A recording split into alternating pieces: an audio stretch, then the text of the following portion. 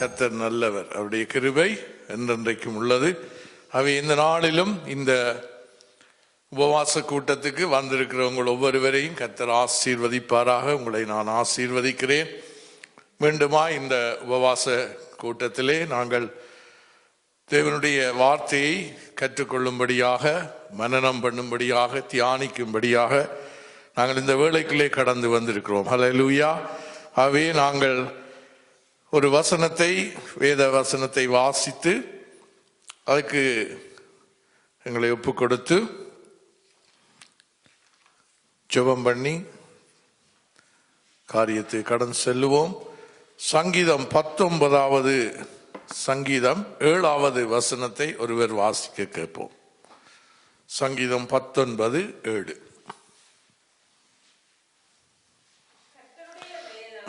ஆமேன்.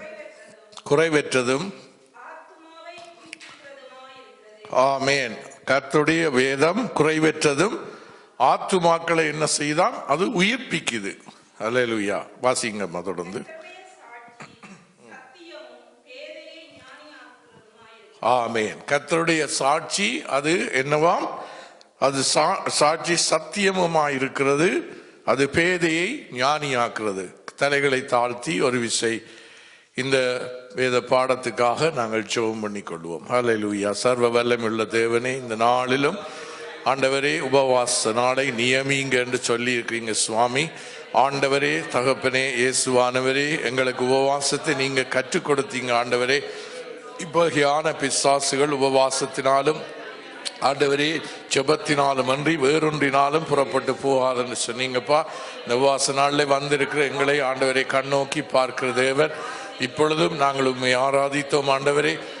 உமக்கு செலுத்த வேண்டிய துதியை மகிமையை செலுத்தினோம் ஆண்டவரே.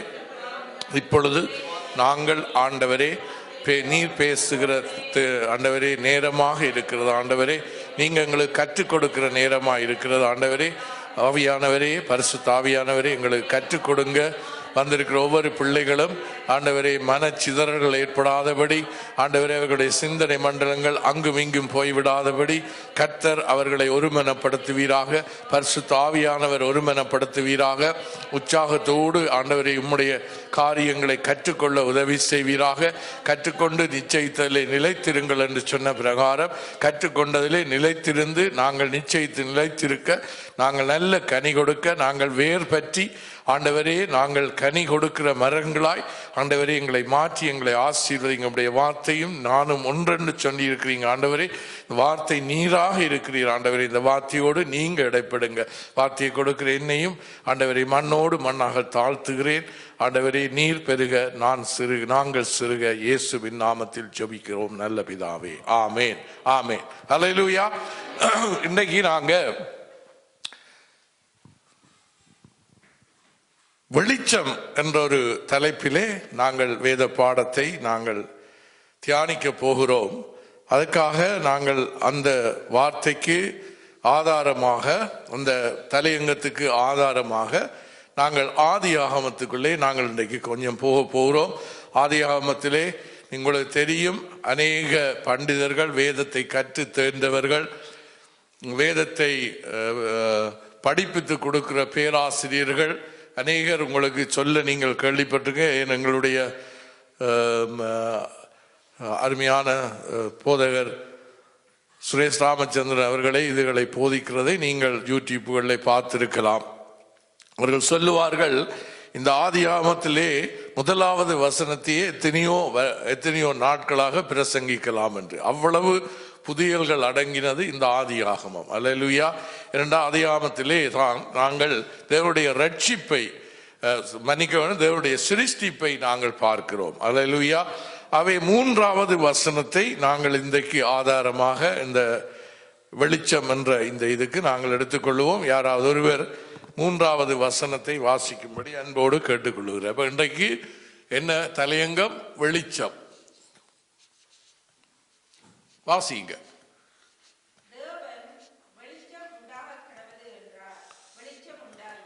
ஹல்லேலூயா. இப்ப தேவன் சொன்னார், வெளிச்சம் உண்டாக கடவது என்றார். வெளிச்சம் உண்டாகிட்டது. அப்ப ஏன் தேவன் வெளிச்சம் உண்டாக கடவது என்று சொன்னார்? அப்ப ஏதோ ஒரு காரியம் அங்கே இருள் இருக்கிறது. அல்லேலூயா. வெளிச்சத்துக்கும் இருளுக்கும் சம்பந்தம் ஏது என்று ஆண்டவர் சொன்னார். பாகாலுக்கும் கர்த்தருக்கும் சம்பந்தம் ஏது? அல்லேலூயா. ஆகவே அவிசுவாசிகளுக்கும் விசுவாசிகளுக்கும் எப்படி சம்பந்தம் இல்லையோ அதே மாதிரி இருளுக்கும் வெளிச்சத்துக்கும் சம்பந்தம் இல்லை. வெளிச்சம் வருகிற பொழுது அங்கே என்ன நடக்குமா? சொல்லுங்க, என்னோட சேர்ந்து கதைங்க. வெளிச்சம் வருகிற பொழுது என்ன நடக்குமா? அங்கே இருள் விலகி போகிறது என்று அங்கே நாங்கள் பார்க்கிறோம். ஆகவே இந்த முதலாவது இரண்டாவது வசனத்திலே நாங்கள் பார்ப்போமானால், இரண்டாவது வசனத்தை ஒரு விசை வாசியுங்கள். அதை முதல்ல இருந்து வாசிங்க. ஆதியிலே என்று வாசிங்க. ஆதியிலே சிருஷ்டித்தார்.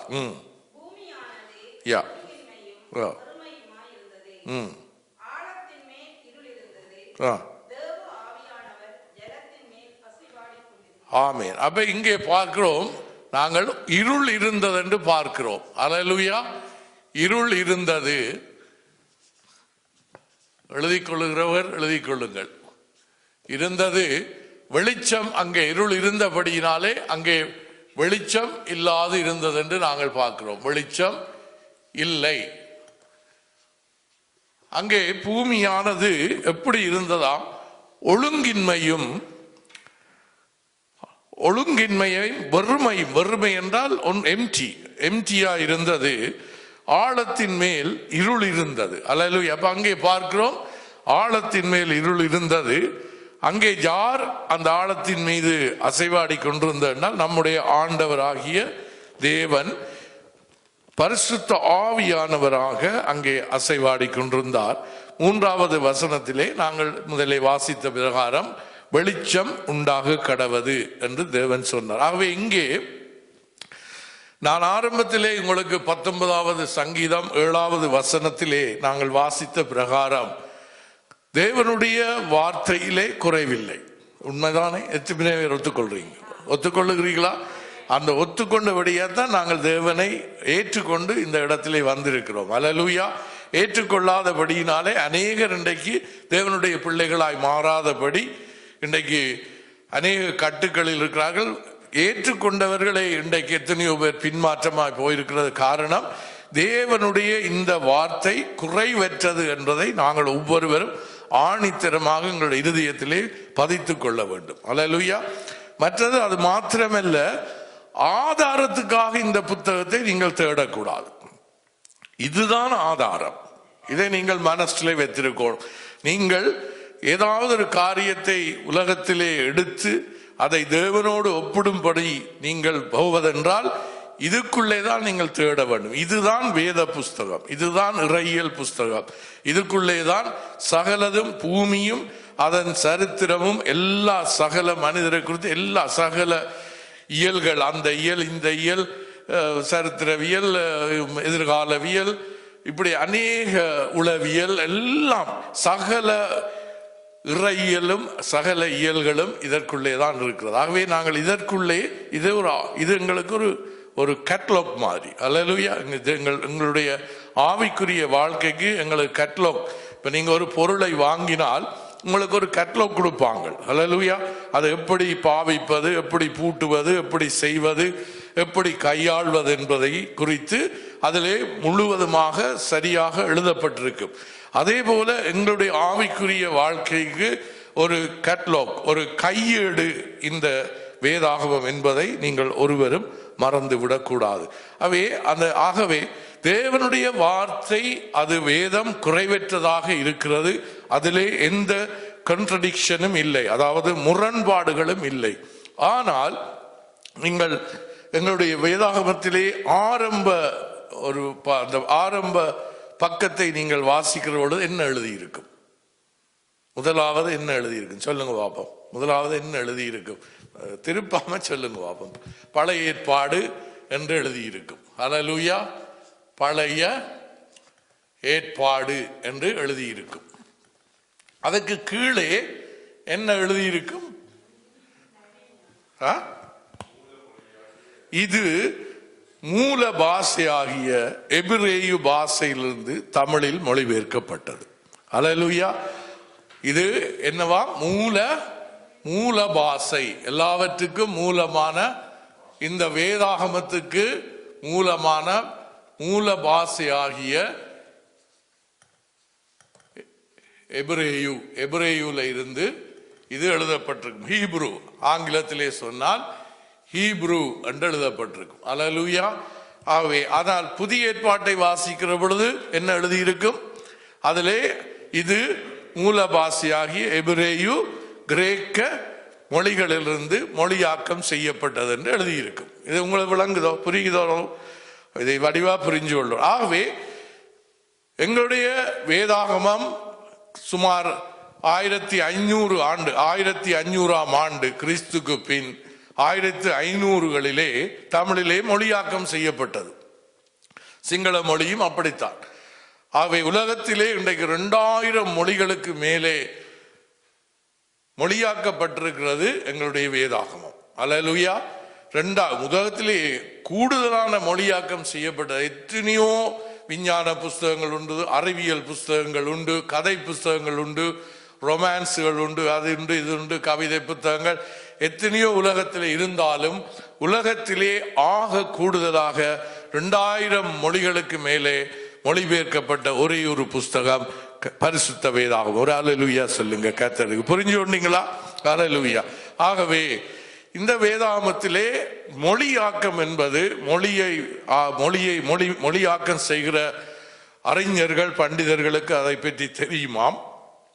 எனக்கு தெரியும் என்று நானும் சொல்லவில்லை. நான் கற்றுக்கொண்டதை உங்களுக்கு நான் சொல்லுகிறேன். அல்லேலூயா. அதிலே எப்படியும் முற்று முழுதாக 100% 100% நாங்கள் மொழியாக்கம் செய்ய முடியாது. உதாரணமாக எங்களுடைய பேச்சு வழக்குகள், பழமொழிகள், வழக்கத்திலே நாங்கள் வாழ்க்கையிலே வழக்கமாய் கொண்டிருக்கிற, உதாரணமாக சிங்கள மொழியிலே இருக்கிற வழக்க சொல்லுகள் கூட தமிழிலே சொன்னா சில வேளையில் அது எங்களுக்கு சிரிப்புக்கிடமாய் மாறும். அல்லேலூயா. ஆகவே அந்த மொழியாக்கம் செய்யப்பட்ட இடங்களிலே கருத்துக்கள் அநேகமாக எங்களுக்கு மாறி இருக்கும். அதனாலே எங்களுடைய வேதாகமத்திலே எங்களுக்கு சில நேரம் தமிழ்லையோ சிங்களத்திலேயோ வாசிக்கிற பொழுது இந்த எபிரேய பாஷையிலே என்ன அங்கே சொல்லப்பட்டிருக்கிறது என்பதை சரியாக அந்த கருத்து சரியாக 100% அதற்குள்ளே இருக்காது என்று பண்டிதர்கள் சொல்லுகிறார்கள். நான் சொல்லவில்லை. வேத பண்டிதர்கள், அதை அறிந்தவர்கள், கற்று தேர்ந்தவர்கள், அதை ஆராய்ந்தவர்கள் சொல்லுகிறார்கள். ஆகவே நாங்கள் இந்த வேதாகமத்திலே அதற்குரிய சொல்லுக்கள் எல்லாம் இருக்கிறது. இப்போ எபிரேய சொல்லுக்கள் எல்லாம் நான் அதை சொல்ல விரும்பவில்லை. ஏனென்றால் எனக்கு எபிரேயு கிரேக்கம் தெரியாது. ஆகவே நான் ஒரு பெரிய படித்தவன் மாதிரியிலே சொல்ல விரும்பவில்லை. நான் கற்றுக்கொண்டு வருகிறேன், வேதாகமத்தை ஆராய்ந்து கொண்டு வருகிறேன். அதனாலே நான் கற்றுக்கொண்டதை தமிழ் மொழியிலே உங்களுக்கு நான் சொல்லி கொடுத்து கொண்டு வருகிறேன். கர்த்தர் உங்களை ஆசீர்வதிப்பாராக.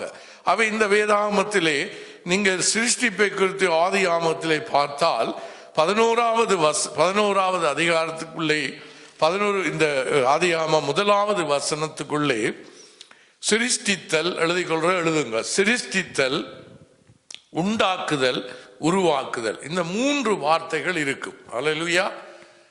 சிருஷ்டித்தல் ஓகே. அடுத்தது 2வது உண்டாக்குதல், 3வது உருவாக்குதல் இருக்கும். இந்த 3 வார்த்தைகள் தான் இந்த ஆண்டவருடைய சிருஷ்டிப்பை குறித்து இருக்கும். ஆனால் இந்த 3வது தேவன் வெளிச்சம் உண்டாக கடவது என்றார், வெளிச்சம் உண்டாயிற்று என்ற அந்த வசனத்திலே எபிரேய பாஷையிலே இந்த 3ஐ குறித்த வார்த்தைகள் இருக்காதாம். விளங்குதா? எத்தனை பேருக்கு விளங்குது? விளங்காட்டி கேளுங்க. விளங்குதா? அடிவா. அதாவது இந்த 3ம் சிருஷ்டித்தல் என்ன? Touch ஷாஃபா okay. உண்டாக்குதல், மற்றது உருவாக்குதல். இந்த 3ஐ குறித்ததான எபிரேய வார்த்தை. இதுக்கும் ஒரு எபிரேய வார்த்தை இருக்குந்தானே. இந்த எபிரேய வார்த்தை இங்கே 3வது வெளிச்சம் உண்டாக கடவது என்றதிலே இல்லை. அதற்கு ஒரு விசேஷமான ஒரு சொல் அங்கே எபிரேய பாஷையிலே சொல்லப்பட்டிருக்கிறது என்று அறிஞர்கள் இதை ஆராய்ந்து இதை எழுதியிருக்கிறார்கள். அல்லேலூயா. அவே அதில் என்னவாக அதை நாங்கள் இந்த வார்த்தையை எபிரேய பாஷையிலே சரியாக நாங்கள் தமிழிலே மொழிபெயர்ப்போமான என்ற மொழிபெயர்ப்பிலே அந்த நாட்களிலே வெள்ளைக்காரர்கள் தமிழ்நாட்டுக்கு இறங்கி மனநிலே தமிழை எழுதி கற்று அவர்கள் அதை எழுதி அதை பிறகு எங்களுடைய தமிழ் புலவர்கள் தமிழ் அறிஞர்கள் அதைகளை சீர்படுத்தினார்கள் என்று நாங்கள் பார்க்கிறோம். அல்லேலூயா.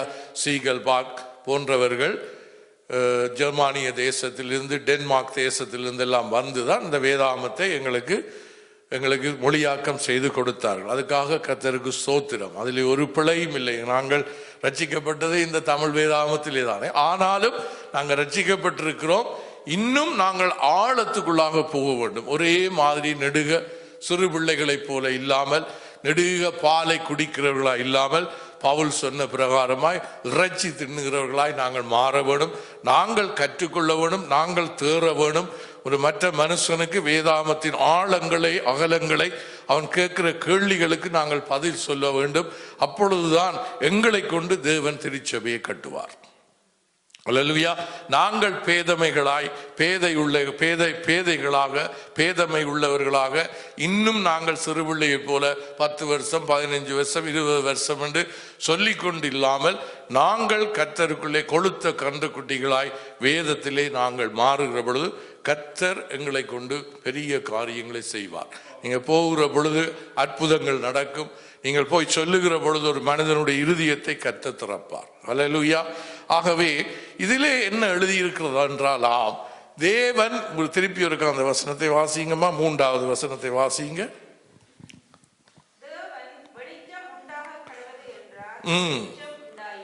ஆமென். இதிலே வேதாகமத்திலே எபிரேய பாஷையிலே தமிழாக்கம் செய்தால் அது எப்படி வரும் என்றால் எழுதி கொள்ளுங்கள். தேவன் வெளிச்சம் ஆகட்டும் என்றார், அவரே வெளிச்சமானார். ஆமென். அல்லேலூயா. எட்வின் விளங்குதா ஐயா? அவர்தான் வெளிச்சம். ஏரிஸ் லியக்ட் விளங்குதா? அவர் செல்பர். அவர் இது பெரிய சத்தியம். அல்லேலூயா. அவரே தான் வெளிச்சமானார் என்று அங்கே வேதம் சொல்லுகிறது. அவர் வெளிச்சம். அவர் நம்முடைய ஆண்டவர் ஒளியா இருக்கிறார், வெளிச்சமா இருக்கிறார் என்றதுக்கு பல நூற்றுக்கணக்கான ஆதாரங்கள் இந்த வேதாகமத்திலே பழைய புதிய ஏற்பாட்டுக்குள்ளே இருக்கிறது. எல்லாருக்கும் தெரியும். நீங்கள் எல்லாம் கற்று தேறினவர்கள் இன்னும் கற்று தேறி போக வேண்டும் என்றுதான் நாங்கள் பிரயாசப்படுகிறோம். அதனுடைய நீங்கள் நல்ல ஞானம் உள்ளவர்கள் உங்களுக்கு எல்லாம் நல்ல வடிவாய் விளங்கி கொண்டிருக்கும். ஆகவே இந்த தேவன் வெளிச்சம் ஆகட்டும் என்றார், அவரே வெளிச்சமானார். போன கிழமை நாங்கள் நோட்டீஸுகள் மடித்து கொண்டிருக்கிற பொழுது வாலிபர்களோடு சேர்ந்து நானும் நோட்டீஸுகளை மடித்து கொண்டிருந்த பொழுது இன்றைக்கு அநேகர் வரவில்லை. அநேக வாலிபர்கள் அந்த நேரம் இருந்தார்கள். நான் ஒரு கேள்வியை அவர்களிடத்திலே கேட்டேன். யார் அதை போய் அதை உண்மையா எடுத்துக்கொண்டு போய் ஆராய்ந்தீங்களோ எனக்கு தெரியாது. சில பேர் நீங்கள் ஆராய்ந்திருக்கலாம். எத்தனை பேர் ஆராய்ந்தீங்களோ எனக்கு தெரியாது. நான் ஒரு கேள்வி கேட்டேன். 4ஆம் நாள் தானே சூரியனை கர்த்தர் உண்டாக்கினார். அப்ப 1ஆம் நாளிலே எப்படி வெளிச்சம் வந்தது என்று கேட்டேன். கேட்டுனா இல்லை, ஞாபகம் இருக்கா உங்களுக்கு? கேட்டுனா இல்லம்மா. யாராவது போய் ஆராய்ஞ்சிங்களா? அடே அங்கிள் இப்படி இருக்கு நீங்க நினைச்சிருப்பீங்க நான் சும்மா கேட்டு விட்டுட்டு போறேன். இல்லை, எனக்கு தெரியும். நீங்க எத்தனை பேர் போய் ஆராய்ஞ்சிங்களா? ஆராயல்ல. தேபோரா ஆராய்ஞ்சிங்களா? ஆராயல்ல. சரி தம்பி, ஆராயல்ல. ரைட். இன்னும் இங்க வராதவர்கள் எத்தனை பேர் அங்க ஆராய்ந்தினமோ ஆராயல்ல எனக்கு தெரியாது. அப்ப எல்லாரும் யோசித்தினோம். என்னட்ட இருந்து விடைய எதிர்பார்த்தினா நான் சொன்னேன், நான் சொல்ல மாட்டேன். நீங்க போய் இந்த வேதாகமத்திலே பாருங்க, பார்த்து கர்த்தரிடத்திலே கேளுங்கள், கர்த்தர் உங்களுக்கு வெளிச்சத்தை தருவார் என்று. ஹல்லேலூயா. ஆகவே 4ஆம் நாள் தான் ஆண்டவர். அதுக்கு நாங்க பின்னாடி வருவோம். இதுக்கான கர்த்தர் வெளிச்சமா இருக்கிறார். ஹல்லேலூயா. பாருங்க, அவரே வெளிச்சமானாராம். எப்படி கொத்த தேவன் பாருங்க. அவரே ஒளியா இருக்கிறார். அவரிடத்திலே எவ்வளவேனும் இருள் இல்லை. வேதம் சொல்லுகிறது, நானே உலகத்துக்கு ஒளியாய் வந்தேன். அல்லேலூயா. நானே இந்த உலகத்துக்கு ஒளியா இருக்கிறேன், என்னை பின்பற்றி நடக்கிறவன் மரண இருளில் அடையாமல் ஜீவ ஒளியை அடைந்திருப்பான்.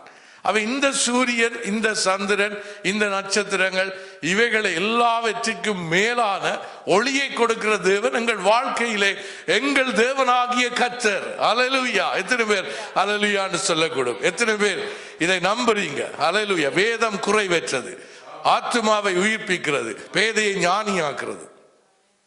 அல்லேலூயா. ஆகவே இதற்கான ஆதார வசனம் சங்கீதம் 4:6 எடுத்து வாசிக்க. சங்கீதம் 4:6. கர்த்தரே தேவனே வெளிச்சமானார்.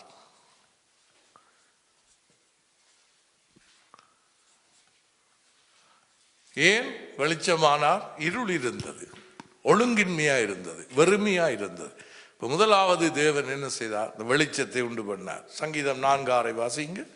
எங்களுக்கு நன்மை காண்பிப்பவன் யார் என்று சொல்லுகிறவர்கள் அநேகர். 4 சங்கீதம். கர்த்தாவே உம்முடைய முகத்தின் ஒளி எங்கள் மீது பிரகாசிக்க பண்ணும். தொடர்ந்து சரி வாசிங்க வாசிங்க வாசிங்க. கர்த்தாவே உம்முடைய முகத்தின் ஒளியை எங்கள் மேல் பிரகாசிக்க பண்ணும். ஆமென். அல்லேலூயா. அவருடைய முகத்தின் ஒளியை எங்கள் மீது பிரகாசிக்க பண்ணும் என்று இங்கே சங்கீதக்காரன் பாடுகிறான், விண்ணப்பிக்கிறான் தேவனிடத்திலே. மோசே சீனாய் மலையை பற்றி கற்றுக்கொண்டு வருகிறோம். கடந்த வாரமும் நாங்கள் சீனாய் மலையும் குறித்து இவ்வளவு ஆழங்களை தேவன் எங்களுக்கு கற்றுக் கொடுத்தார். உண்மைதானே? அல்லேலூயா. நீங்கள் ஒன்றை மாத்திரம் புரிந்து கொள்ள வேண்டும். இந்த சபையிலே தேவன் எங்களுக்கு அநேக அவருடைய ஆழங்களை தேவன் கற்றுக் கொடுத்து வாரார். சும்மா இல்லை. அல்லேலூயா. அவை இன்றைக்கு அநேக இடங்களிலே வேதத்துக்கு பஞ்சம் உண்டாகிவிட்டது. தங்களை பற்றி சொல்லுகிறதும், தங்களுடைய சாட்சிகளை சொல்றதும், தாங்கள் போன இடத்திலே மழை வந்தது, தேவன் இப்படி இப்படித்தான். நான் பிழை சொல்லவில்லை, ஒருவரையும் நான் தவறாக சொல்லவில்லை. இப்படியான பிரசங்கங்கள் நிறைந்து போயிருக்கிறது. தற்பெருமைகளும் தற்புகழ்ச்சியுமே ஒன்றி ஜனங்களை சரியான சத்தியத்துக்குள் ஆழங்களுக்கு நடத்தி அவர்களை என்ற வேதம் உயிர்ப்பிக்கிறது. அல்லேலூயா. வசனம் உயிர்ப்பிக்கிறது. அப்ப உயிர்ப்பிக்கிறதுக்கு இன்றைக்கு ஆட்கள் மிக குறைவு. ஆனா எங்களுடைய சபை, கர்த்தருக்கு ஸ்தோத்திரம், ஆண்டவர் இப்படி ஒரு வார்த்தைகளை எங்களுக்கு கொடுத்து கொண்டு வர்றதுக்காக நாங்கள் நன்றி சொல்லணும். இந்த வார்த்தையை நாங்கள் விட்டு விடாமல் அதிலே நாங்கள் எப்போவும் அதை இறுதிய பலகையில் எழுதி, கற்பலகையிலே தான் வார்த்தையை முதல் ஆண்டவர் எழுதி கொடுத்தார். அங்கே கற்பலகை, கல்லிலேயே பலகையை உண்டு பண்ணி கர்த்தர் எழுதி கொடுத்தார். ஏன் அப்படின்னா அது அப்படியே இருக்கும். 2000 வருடங்கள் சென்றாலும் 5000 வருடங்கள் சென்றாலும் இன்றைய கற்குகைகளில் எழுதப்பட்ட வசனங்கள், வார்த்தைகளை இன்றைக்கு நாங்கள் ஆராய்ச்சி செய்யக்கூடிய அகழ்வாராய்ச்சியிலே நாங்கள் செய்யக்கூடியதாக இருக்கிறது. அதுக்கு காரணம் அது அழியாது. அதுபோல எங்கள் மனப்பலகையாகிய பலகையிலே நாங்கள் எழுதி கொள்ள வேண்டும், அதை தியானம் பண்ண வேண்டும். அதற்கு நேராக நாங்கள் எங்கள் வாழ்க்கையை நாங்கள் அமைத்து அந்த எங்களுடைய சபையிலே சரியாய் இந்த சபையை நாங்கள் நடத்த கற்றுக்கொள்ள வேண்டும். இதில் இருக்கிற நீங்கள் எல்லாரும் ஒரு காலத்திலே தேவனை நடத்த போகிறவர்கள். தேவனுடைய காரியங்களை நடத்த, தேவனை அல்ல, தேவனுடைய காரியங்களை, ஜனங்களை நடத்த போகிறவர்கள். அல்லேலூயா. அவை அடுத்தது வாசிங்கள். எண்ணாகமம் 6:25 அங்கே ஒரு வசனம் இருக்கிறது. மோசே சீனாய் மலையில இருந்து அவன் கர்த்தரோடு 40 நாட்கள் அங்கே இருந்து விட்டு அவன் இறங்கி வருகிற பொழுது அவன் எப்படி இருந்தான் சொல்லுங்க பாப்போம். கொஞ்சம் வேதம் சொல்லுங்க பாப்போம். எப்படி இருந்தான் அவன்? அங்கே இருந்து இறங்கி வருகிற பொழுது அவனுடைய முகம் பார்க்க கூடாத அளவுக்கு பிரகாசமாய் இருந்தது. அதனாலே அவன் முக்காடிட்டு கொண்டான். அல்லேலூயா. என்னென்ற பிரகாசம் வந்ததுன்னா அதுக்கு தான் அந்த சங்கீதம் 4:6 உம்முடைய முகத்தின் ஒளியை எங்கள் மீது பிரகாசிக்கப்பட்டோம். அந்த ஒளி எங்கள் முகத்தில் இருக்கா? கண்ணாடியில் போய் நாங்கள் பார்ப்போம். அல்லேலூயா. எங்களுடைய அம்மாண்ட சாயல் இருக்கா, அப்பாட சாயல் இருக்கா? இல்லாவிட்டால் தேவனுடைய முகத்தின் ஒளி என்னில் இருக்கா? நாங்கள் தான் ஆராய்ந்து பார்க்க வேணும். அல்லேலூயா. 2வது வாசிங்க. நாம் 6:25. கர்த்தர் தம்முடைய முகத்தை உன்மேல் பிரகாசிக்க பண்ணி உன்மேல் கிருபையாய் இருக்க கடவர். அல்லேலூயா. இந்த வெளிச்சமான தேவன், அல்லேலூயா, அவர் என்ன செய்கிறாராம்? அங்கே மோசே இஸ்ரவேல் ஜனங்களை ஆசீர்வதிக்கிற கட்டம் இந்த இடம். அவன் அங்கே ஆசீர்வதிக்கிற பொழுது சொல்லுகிறான், கர்த்தர் தம் முகத்தை உண்மையில் பிரகாசிக்க பண்ணி. எப்படி பிரகாசிக்கும்? இப்பொழுது பாருங்க, இந்த வெளிச்சம் இருக்கிறது, இந்த லைட் இருக்கிறது. இந்த லைட் அதுக்குள்ளே ஒளி இருக்கிறபடியா, அதாவது இந்த இந்த பல்ப் என்று சொல்லப்படுகிற இந்த இதுக்குள்ளே ஒளி இருக்கிறபடியால், அந்த ஒளி இதிலே நான் வந்து நிற்கிற பொழுது என்னுடைய முகத்தை பிரகாசிக்கிறது. ஒளி இல்லாமல் இந்த லைட்டிலே, இந்த வெளிச்சத்திலே, இந்த குமிழுக்குள்ளே இந்த வெளிச்சம் இல்லாவிட்டால் நான் இருட்டாக இருப்பேன் இதில் நிற்கிற பொழுது. ஆகவே தேவன் அவருடைய வெளிச்சத்தை பிரகாசிக்க பண்ணி என்ன செய்கிறாராம்? கிருபியா இருக்க கடவர் என்று சொல்லி அங்கே அவன் ஆசீர்வதிக்கிறான். அடுத்த வாசிங்கள். நம்முடைய ஆண்டவராகிய இயேசு கிறிஸ்துவை குறித்து புதிய ஏற்பாட்டிலே என்ன சொல்லி இருக்கிறது? இன்றைக்கு சொல்லுகிறார். அன்றைக்கு நான் கடந்த 2 நாட்களுக்கு முன்பதாக ஒரு சகோதரனுக்கு நான் சுவிசேஷம் அறிவிக்கிற பொழுது அவர் சொன்னார், அவர் என்னுடைய நண்பர், அவை ஒருமை வார்த்தையில் என்னை பேசி சொன்னார், இயேசு மனுஷன், இயேசு மனிதன். அவனை கொண்டு அப்படி ஒரு கேவலமாக எனக்கு மிகவும் வருத்தமாய் போனது. ஆனால் உலகத்து மனிதர்கள் அப்படி இருப்பார்கள். ஆகவே சொன்னார், இயேசு ஒரு மனிதன், அவரை குறித்து ஏன் என்னோடு பேசுகிறாய் என்று. இன்றைக்கு இயேசு தெய்வமா இயேசு மனிதனான சந்தேகம் கிறிஸ்தவர்களுக்கு கூட இருக்கிறது. அல்லேலூயா. அப்படி இருந்தால் இன்றைக்கு இதை பார்க்கிறவர்கள் தயவு செய்து அதுல இருந்து வெளியில வாங்க. ஆண்டவருக்கு ஸ்தோத்திரம். யோவான் 12:46 இயேசு என்ன சொல்லுகிறார் பார்க்கலாம்.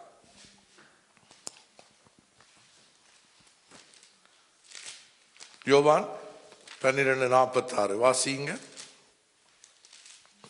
யோவான் எழுதின சுவிசேஷ புத்தகம் 12வது அதிகாரம் 46 வாசிங்க. என்னிடத்தில் விசுவாசமாய் இருக்கிறவனவனும் இருளில் இராதபடிக்கு நான் உலகத்தில் ஒளியாய் வந்தேன். ஆமென், ஆமென் என்று சொல்லுங்க. ஹல்லேலூயா, ஆமென் என்று சொல்லுங்க. அப்பதான் எங்களிடத்திலே தேவன் ஒளியாய் வருவார். என்னிடத்திலே விசுவாசமாய் இருக்கிறவன் யாரு? நாங்கள் இன்றைக்கு விசுவாசிகள். இன்றைக்கு அநேக டினாமினேஷன்கள் உண்டு.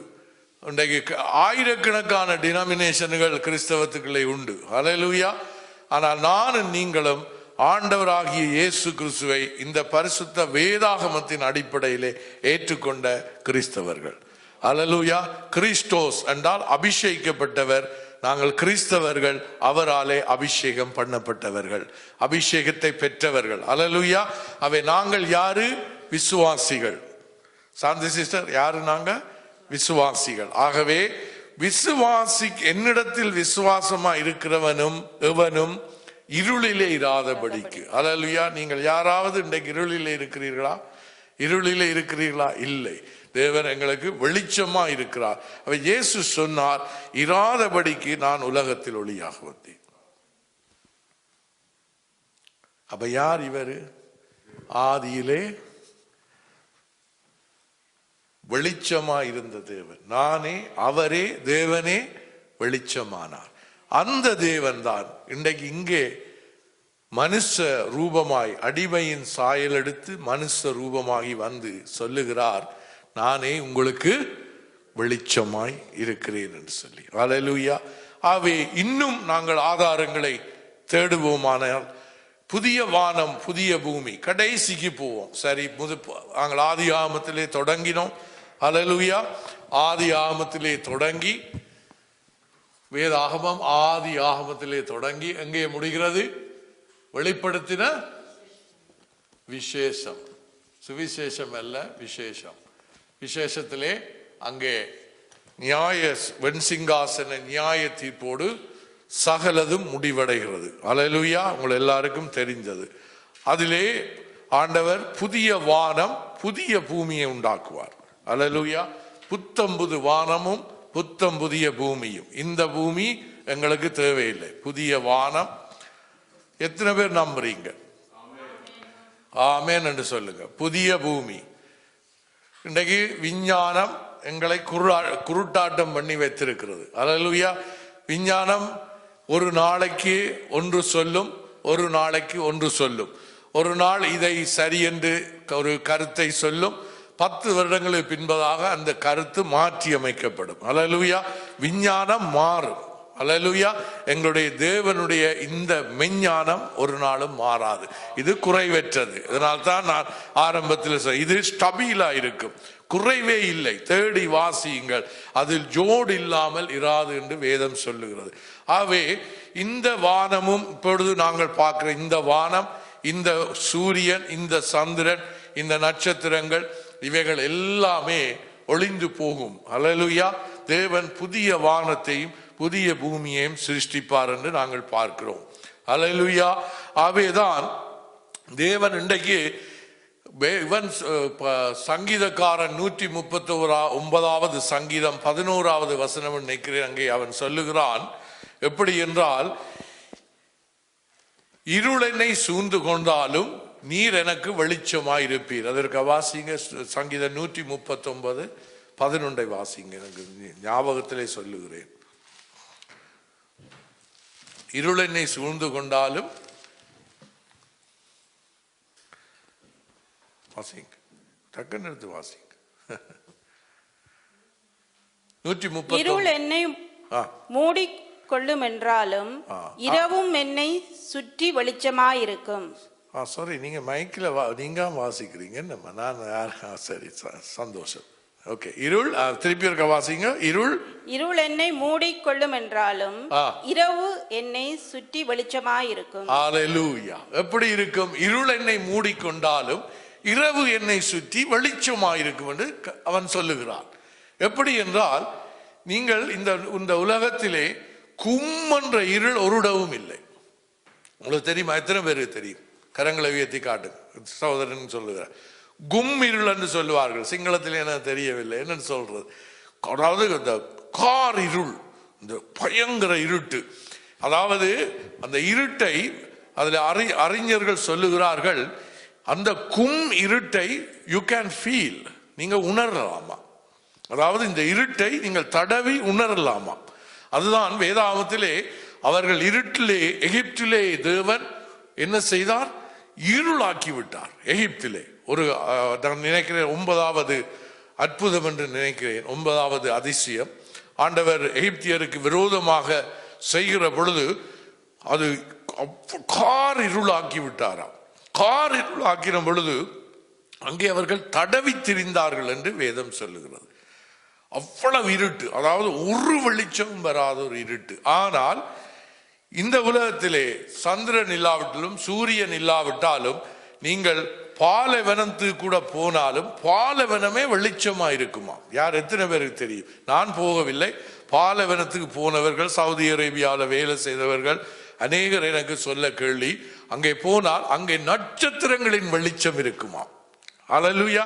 சூரியன் இருக்காது. அன்றைக்கு அமாவாசையா இருக்கலாம். அமாவாசையா என்றால் அங்கே சந்திரன் வராது, சூரியன் இரவிலே உதிக்காது. ஆனாலும் நட்சத்திரங்கள் என்ன செய்யுமா? வெளிச்சமா இருக்குமா? அப்படியே பாலைவனம் தெரியுமா? அப்படி நீங்க நடந்து போகலாம். அப்படி கும்மண்டு இருட்டு இருக்கா? அப்படித்தான் விஞ்ஞானிகள் சொல்லுகிறார்கள்.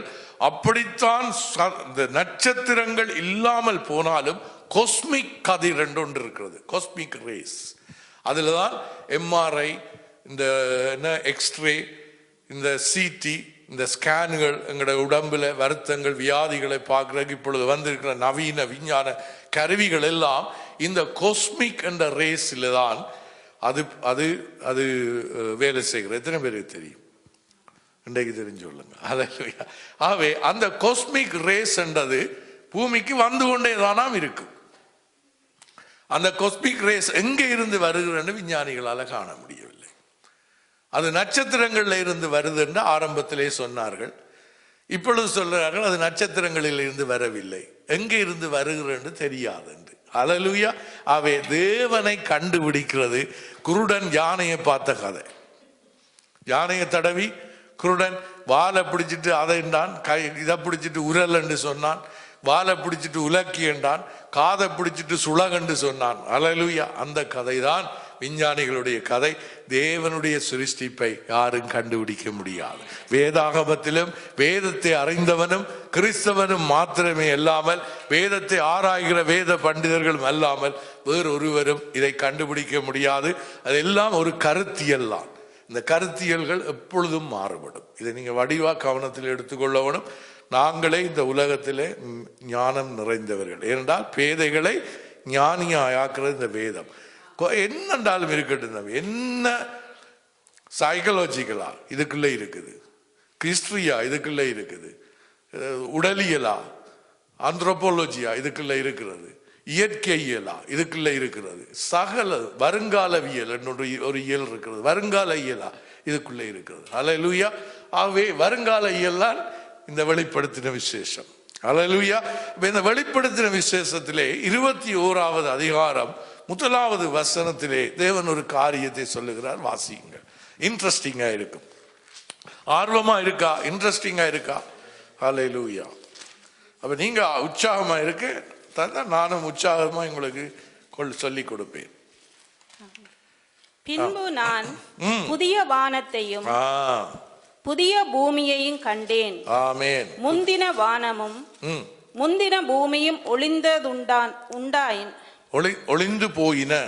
போயின, சமுத்திரமும் இல்லாமல் போயிற்று. சகலதும் இல்லாமல் போயிற்று. சமுத்திரம் இல்லாமல் போயிற்று. ஏன் சமுத்திரம் இல்லாமல் போயிட்டு ஆண்டவர் சொல்லுகிறார் என்றால், ஆரம்பத்திலே இது ஒரு ஜலத்தினாலே உண்டான கோளம். இந்த நாங்க இருக்கிற பூமி இருக்கல்ல, இது வேதம் சொல்லுகிறது என்னத்தினாலே? தண்ணீர்லான் இது நிரம்பி இருந்தது. ஆனால் விஞ்ஞானிகள் அதை நம்பவில்லை. அப்பொழுது ஆண்டவர் அந்த தண்ணீர்களை, அதெல்லாம் வேற சப்ஜெக்ட், ஒழிக்கும் அதுக்கு நான் சும்மா மெதுவா டச் பண்ணிட்டு போறேன். அப்போ தேவன் ஒரு கண்டத்தை உருவாக்கினார். ஆனால் இன்றைக்கு சொல்லுகிறார்கள், இன்றைக்கு விஞ்ஞானம் 2016ஆம் ஆண்டு ஒத்துக்கொண்டிருக்கிறார்களாம், இது ஜலமாகத்தான் இருந்தது, ஜலத்திலிருந்து ஜலம் பிரிந்து ஒரு கண்டம் இருந்தது என்று. அல்லேலூயா. இந்த கண்டங்கள் பிறகு நோவாவின் காலத்திலே ஏற்பட்ட பிரளயத்தினாலே, வெள்ள பெருக்கினாலே பிறகு கண்டங்களாக பிரிந்தது. அல்லேலூயா. அது இன்றைக்கு விஞ்ஞானிகள் ஒத்துக்கொள்ளுகிறார்கள். அல்லேலூயா. ஆகவே இந்த ஆண்டவர் சொல்லுகிறார், இந்த வானமும் இந்த பூமியும் ஒளிந்து போகும், சமுத்திரமும் இல்லாமல் போகும். அல்லேலூயா. ஆகவே இந்த வானத்துக்கும் இந்த பூமிக்கும், இந்த புதிய ஏற்பாட்டிலே இந்த வெளிப்படுத்தின விசேஷம் கடைசி நாட்களில் இயேசு வரப்போகிறார். முதலாவது என்ன நடக்கும் சொல்லுங்க. அப்ப இன்றைக்கு நானும் நீங்களும் இருக்கிறோம், கிறிஸ்தவர்களா இருக்கிறோம், தேவனை ஏற்றுக்கொண்டிருக்கிறோம், தேவனுடைய பிள்ளைகளாக இருக்கிறோம், பாவம் மன்னிக்கப்பட்டிருக்கிறோம். நாங்கள் எதற்காக காத்து கொண்டிருக்கிறோம் சொல்லுங்க பாப்போம். 1000 பிராங்க் சம்பளம் கூடுறதுக்காகவா? That's right. தேவனிடத்திலே எடுத்துக்கொள்ளப்படுவதற்காக காத்துக்கொள்ள. எத்தனை பேர் இதை நம்புறீங்க? நம்புறவங்க ஒரு அல்லேலூயா சொல்லுங்க. இன்னைக்கு நாங்கள் எடுத்துக்கொள்ளப்படுவோம் என்று சொல்லி கூட ஒரு டவுட்ல இருக்கிறோம் கிறிஸ்தவர்கள். நிச்சயமாக எந்த ஒரு கிறிஸ்தவனும் சரியாய் கிறிஸ்துக்குள்ள இருந்தால் அவன் எடுத்துக்கொள்ளப்படுவான். இது சத்தியம், இது வேத சத்தியம். இந்த சத்தியத்துக்கு எதிராக ஒன்றுமே இல்லை. தேவன் சொல்லுவார், சொன்னதையே செய்வார். மனம் மாறவர் மனுபுத்திரன் அல்ல. நிச்சயமாய் இயேசு வருவார். அல்லேலூயா. இயேசு மத்திய வானத்திலே வருவார். அப்ப முதலாவது என்ன நடக்கும்? சபைகள் எடுத்துக்கொள்ளப்படும். அதனால்தான் பிசாசு முடிந்தவரை போராடுகிறான். இந்த திருச்சபையில் இருக்கிறவர்களை எல்லாம் நாசம் பண்ணி, சபைகளை பிளந்து, பல சபைகளை உண்டு பண்ணி, தங்களுடைய இஷ்டத்துக்கு, அழைப்பில்லாமல் தங்களுடைய மனித இஷ்டத்துக்கு இவர்கள் சபைகளை கட்டி, தேவ சித்தத்தை இவர்கள் செய்யாதவர்களாக இருந்தால் நிச்சயமா தேவனுடைய வருகையில் கைவிடப்படுவார்கள் என்று எனக்கு உங்களுக்கும் தெரியாதோ பிசாசுக்கு தெரியும். Be careful. பிசாசுக்கு நல்லா தெரியும். பிசாசுக்கு வேதம் தெரியும். பிசாசுகளும் வேதத்தை கேட்டு நடுங்குகிறார்கள் என்று வேதம் சொல்லுகிறது. எங்களை விட பிசாசுக்கு வேதம் தெரியும். அவன் கேருப்பாயிருந்தவன். அல்லேலூயா. தேவனுடைய மகத்துவத்தை சொல்லுகிற, வெளிப்படுத்துகிறவனாய் ஒரு காலத்திலே இருந்தவன். அல்லேலூயா. ஆகவே முதலாவது என்ன நடக்கும்? எடுத்துக்கொள்ளப்படுவோம்.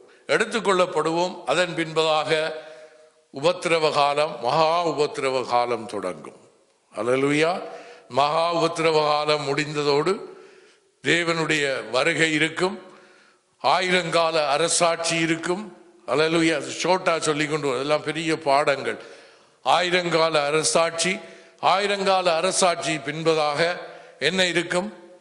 சொல்லுங்க பாபம். 1000 years ஆண்டவருடைய அந்த ஆட்சி நடக்கும். அல்லேலூயா. அதுக்கு பின்பதாக என்ன நடக்கும்? வெளிப்படுத்தின விசேஷம் வாசிச்சிருக்கிறீங்களா? யாராவது பிள்ளைகள் கட்டாயம் நீங்க வாசிக்க வேணும். உங்களை விளங்காட்டி பாஸ்டர்கிட்ட கேட்க வேணும். அல்லேலூயா. ஆகவே அதற்கு பின்பதாக நியாயாசனத்திலே தேவன் நியாயாதிபதியாக வீற்றிருப்பார். அல்லேலூயா. வீற்றிருக்கிற பொழுது அங்கே நியாய தீர்ப்பு நடக்கும். நியாய தீர்ப்பு முடிந்த பின்பதாக இந்த புதிய வானமும் புதிய பூமியும் உண்டாகும். இதுக்கு நான் வருகிறேன். உண்டாகும். இதை ஆண்டவர், இது சும்மா ஆண்டவர் சொல்லவில்லை. 1000 இன்றைக்கு தேவனுடைய வருகை இருக்குமானால் 1000 ஆண்டுகளுக்கு பின்பதாக தான் வானமும் பூமியும் உண்டாக போகுது. இன்றைக்கு அநேகர், நீங்க இந்த செய்திகளை கேட்கிற நீங்கள், உங்களுக்கு சொல்லுகிறேன், மிகவும் அவதானமாக வேதத்தின் அடிப்படையிலே வேதத்தை கவனமாய் உற்று அறிந்து நீங்க விளங்காவிட்டால், எங்களுக்கு போதகர் கொடுக்கப்பட்டிருக்கிறார், அவரோடு கற்று நீங்க கலந்து ஆலோசித்து காரியங்களை செய்ய வேண்டும்.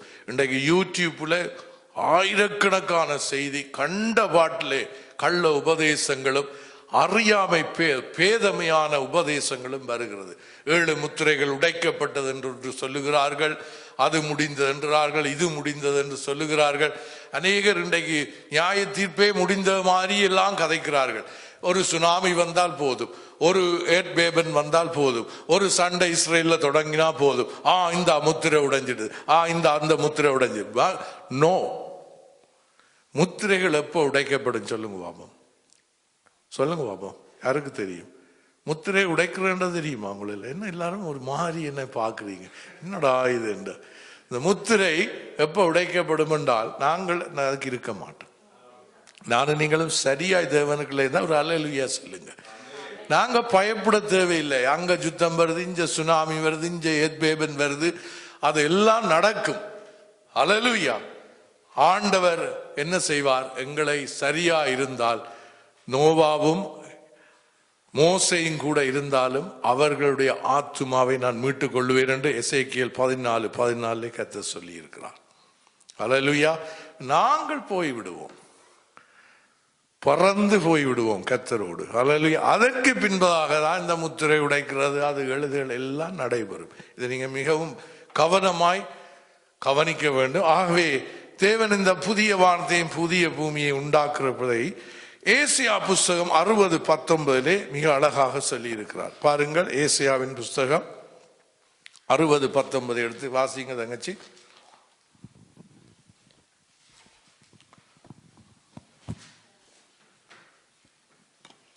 இனி சூரியன் உனக்கு பகலிலே வெளிச்சமாயிராமலும், ஆமென், சந்திரன் தன் வெளிச்சத்தால் உனக்கு பிரகாசியாமலும், கர்த்தரே உனக்கு நித்திய வெளிச்சமும் உன் தேவனே உனக்கு மகிமையுமாயிருப்பார். கரங்களை தட்டி கர்த்தரை மகிமைப்படுத்துங்கள். அல்லேலூயா.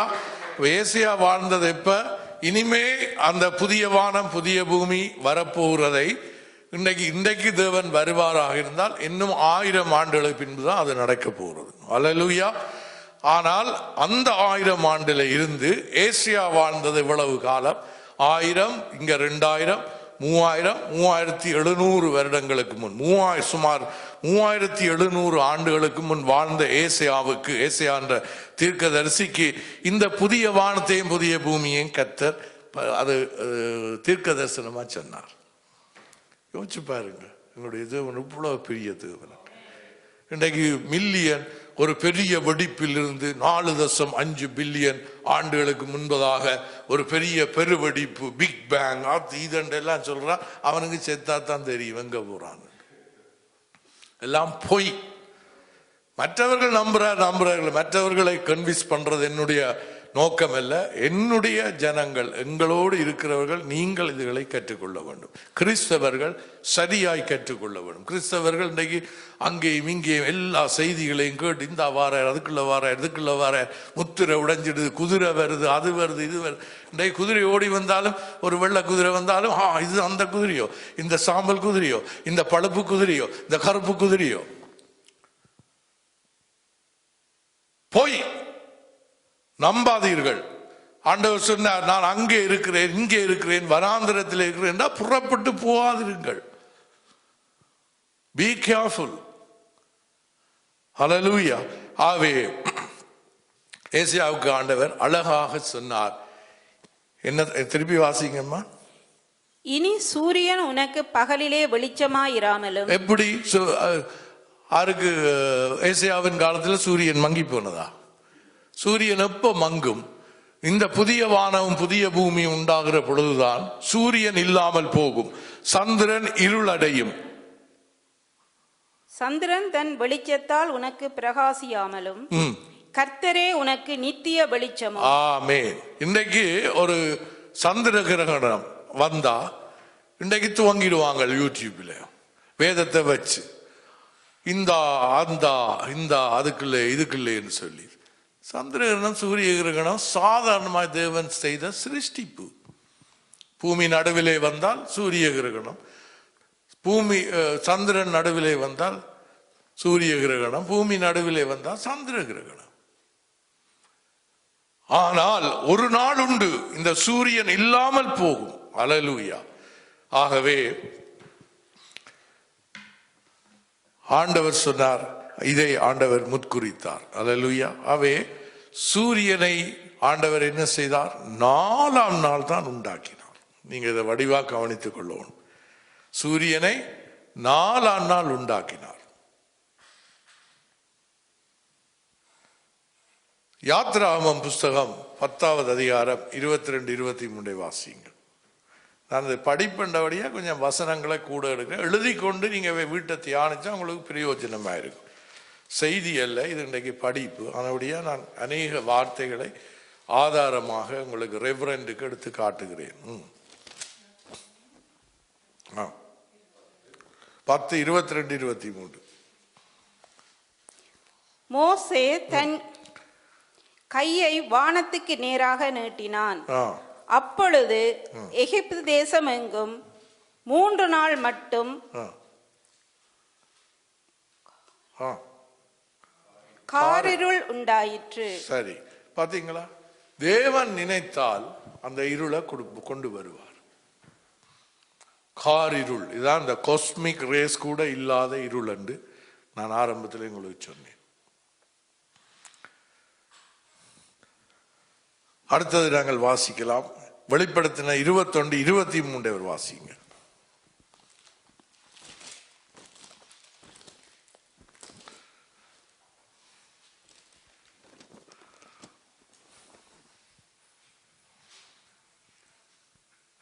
நகரத்துக்கு வெளிச்சம் கொடுக்க சூரியனும் சந்திரனும் அதற்கு வேண்டுவதில்லை, தேவனுடைய மகிமையே அதை பிரகாசிப்பித்தது. அல்லேலூயா. தேவனுடைய இப்ப இந்த வாரம் ஆதியிலே தேவன் வெளிச்சமானார். வெளிச்சம் உண்டாக கடவென்றார். தேவனே வெளிச்சமானார். அல்லேலூயா. இந்த வெளிச்சம் சூரியன் 4வது நாள் தான் ஆண்டவர் சந்திரனை உருவாக்குறார், சூரியனை உருவாக்குறார். அல்லேலூயா. ஆனால் அதற்கு முன்பதாகவே தேவன் என்ன செய்கிறார்? வெளிச்சமா இருக்கிறார். இந்த வெளிச்சத்தில் இன்னும் ஒரு ரகசியம் இருக்கிறது பாருங்க. இந்த வெளிச்சம் உண்டான பொழுதுதான் சாயங்காலமும் விடிய காலமாகி ஒரு நாள் ஆயிற்று. இந்த காலம், ராம் இருக்கல்ல, இந்த சைட் துவங்கினது. ஹல்லேலூயா. அந்த நேரம், இந்த காலம் தொடங்கினது இந்த வெளிச்சம் உண்டாகட்டும் என்று சொன்னதில் இருந்துதான். இன்றைக்கு நாங்கள் பாவிக்கிற கலண்டர் என்ன கலண்டர்? Gregory calendar. அது சுமார் 15ஆம் நூற்றாண்டிலே உருவாக்கப்பட்ட கலண்டர் தான் இன்றைக்கு நாங்கள் யூஸ் பண்ற கலண்டர். ஆனால் தேவனுக்குன்ற ஒரு நாள் இருக்கு. தேவன் வெளிச்சத்தை உண்டு பண்ண நாள்ல இருந்து ஒரு கலண்டர் இருக்குது, ஒரு காலம் ஓடிக்கொண்டிருக்கிறது. அவருடைய காலம் வேறு, நாங்கள் நினைக்கிற காலம் வேறு. அதனால்தான் பேதுரு சொல்லுகிறார், அவருக்கு ஒரு நாள் எங்களுக்கு 1000 வருஷம். இதெல்லாம் வடிவா கவனிக்க வேணும் கிறிஸ்தவர்கள்.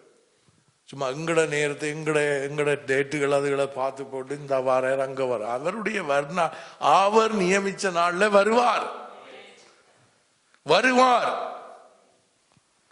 நியாய தீர்ப்பு இருக்கு, உபத்திரவ காலம் உண்டு, மகா உபத்திரவ காலம் உண்டு, ஆமச்சத்தோன் யுத்தம் உண்டு, யூதர்கள் ஏற்றுக்கொள்ற காலம் உண்டு, கைவிடப்பட்ட கிறிஸ்தவர்கள் இரத்த சாட்சியாய் மரிக்கிற நாட்கள் உண்டு. அது பின்பதாக நியாயஸ்தானம் உண்டு, 1000 அரசாட்சி, அதுக்கு பிறகாக அவருடைய நியாய தீர்ப்பு, அதன் பின்பதாக அவர் புதிய வானம் புதிய பூமியை உண்டாக்குகிறார். புதிய நகரம் மேலிருந்து இறங்கி வரப்போகிறது. அந்த நகரத்தை தான் கர்த்தர் இங்கே சொல்லுகிறார். அந்த நகரத்துக்கு அப்ப இந்த சூரியனும் இருக்காது, இந்த சந்திரனும் இருக்காது, இந்த நட்சத்திரங்களும் இருக்காது. யோசிச்சு பாருங்க, ஒரு மாதிரி இருக்குல்ல. இதை நாங்கள் வேறு யாருக்குன்னு சொன்னா, ஒரு விஞ்ஞானிக்கு சொன்னா அவனுடனே பிக் பேங் என்று போயிடுவாங்க. அந்த நகரத்தை ஆட்சி செய்ய போறது யாருக்கு? கையை வைத்து சொல்லுங்க, நான் என்று. அந்த நகரத்தில் யார் இருக்க போறது? நானும் நீங்களும். அல்லேலூயா. இதை பேதுருக்கு ஆண்டவர் எப்படி வெளிப்படுத்தினார்? ஏசியாவுக்கு வெளிப்படுத்தினார். ஓகே, இந்த புதிய வானம் புதிய பூமி இந்த காலத்தை உண்டாக்க போறேன் என்று ஆண்டவர் 2 பேதுரு 3 முடிக்கிறேன் நான். 2 பேதுரு 3 8 13 வரை வாசியுங்கள். 2 பேதுரு புஸ்தகம்